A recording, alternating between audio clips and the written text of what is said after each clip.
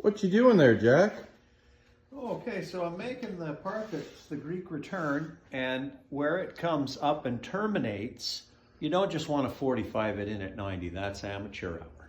What we need to do is have a plumb return.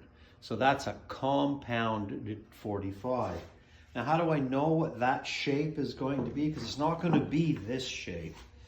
So what I do is I take another piece and I compound mitered it at 45, and that actually gives me, like a coping cut, fold a piece of paper on here, right? And I trace that on there. Oh yeah. That gives me the shape at plumb. I trace it onto there, and because I glued the back of this into solid, that will just be done on the pattern maker sander to be solid, and that is now a plumb return crown, properly done. Actually, in a Greek pediment, there are 3 different size crowns. There's this one, there's the rake, and there's the Eve crown. They're all different, yet all the profiles line up. That's a cheap, easy way to do it. And then I've got do I have the little, I don't know if I have the little piece that, do I have that? Maybe not. There's a little bead molding. So I'll have to do the same thing with the bead molding, which goes here. We need to make it a plumb return. And that's it, thanks. Perhaps one of the finest pattern makers spindle sanders, 9 inches tall. Beautiful little thing. That's what I shape, that's what I refine the shape with. So that is the plumb return. So that's how you do a Greek return proper. Now, how much different is that shape from the original shape? Because remember, this is to be a vertical return.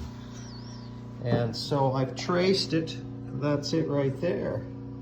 And this is the original. So see, that's 2 different types of moldings that you'd have to make should you want to return on a rake angle. Anyway, looks pretty good, eh? Thanks for watching. Okay, so this is the situation. So that is, that's it, done. There's still the bead molding to do. This is a compound so that it sits on there.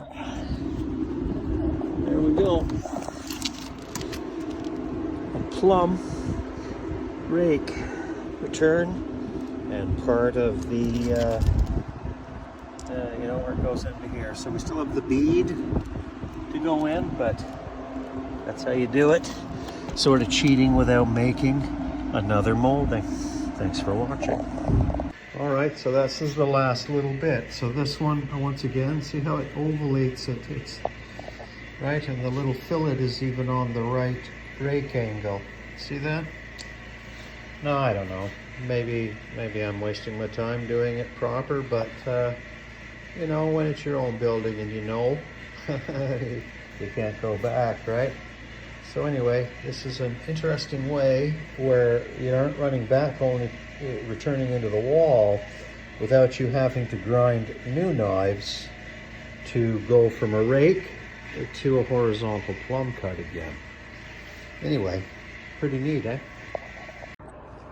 Okay, waiting for paint to dry in the shop, and I thought I'd put on this plumb rake return.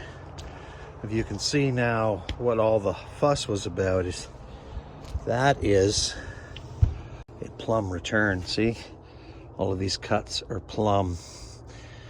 Okay, personally I think that's a decent detail. Notice that the Greek return is sloped, no caulking. Do not caulk. Everything was pre-primed.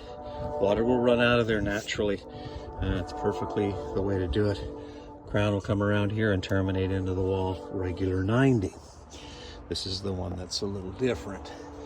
And I personally think that, you know, it's a little nicer with all the other details.